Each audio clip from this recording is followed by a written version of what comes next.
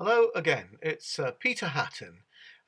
Very happy to take part once more in this Restore series of introductions to scriptural books and guides through them. And today we're beginning to look at the Song of Songs, which is Solomon's.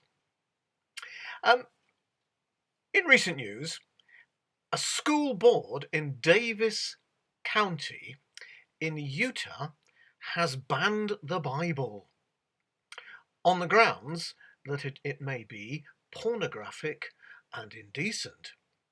This is all part of the wonderful culture wars which are erupting across the pond.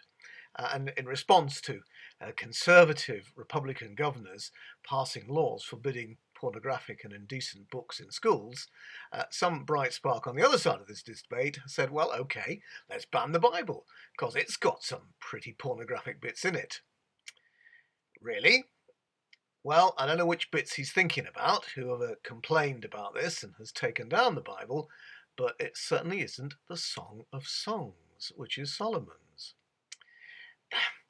As I understand porn, the essence of it is that you through imagery or through description in words, you, as it were, objectify someone else, another person. You make them just a thing for your sexual pleasure. That's the essence of porn. It's objectifying real live, breathing people, just like you or I, and just making them a thing for our pleasure. Now, whatever the Song of Songs is doing, it isn't doing that. Know that the lovers in the Song of Songs are vividly present to each other in their full personality. And that's the context for this astonishing celebration of their delight in each other's bodies and in the sensuality, the intimacy, the sexual intimacy, which is hymned in the Song of Solomon. Praised, accepted as a natural part of being human. Um, the lovers are fully present to one another. Yes, their physical attributes are praised.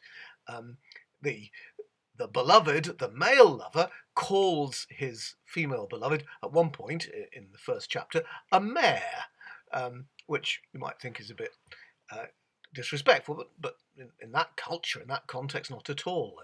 The beauty and grace of a horse is highly valued. And she calls him a gazelle. He's full of energy and bounds around. So these sort of images of animality and physicality come right through the song, but they're not objectifying the other, even though they're so physical.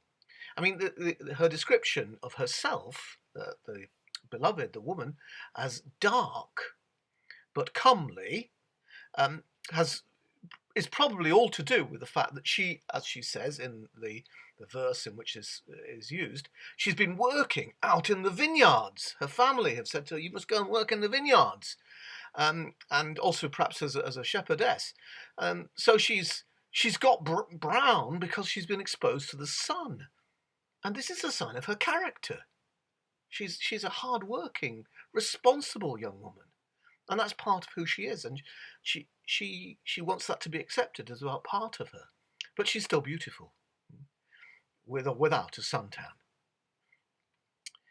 Now, just read it. It is the most astonishing poetry, and as said, it hymns sexuality, because God has created this, and it is good. Now you may say, well, I was taught that this is all about the love between God and the soul. Well, yes, that's true. Those readings, which are deep in the Christian tradition, are acceptable. Of course they are.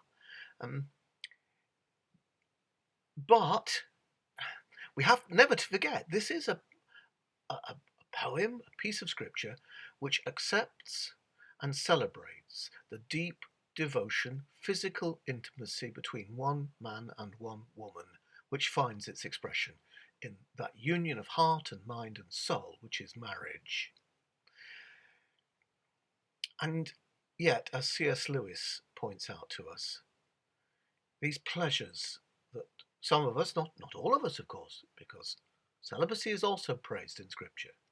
Um, but those of us who are able to find these delights, and even those who yearn and are sexual beings, even though they might not fulfill that sexuality, these are pointers, as Lewis says, pointers, signs to us of how much pleasure, how much delight, how much yearning, how much intimacy is to be found in a relationship with God. Far, far deeper than any earthly pleasure. But yet the earthly pleasures he gives us on earth are signs, pointers to those greater pleasures.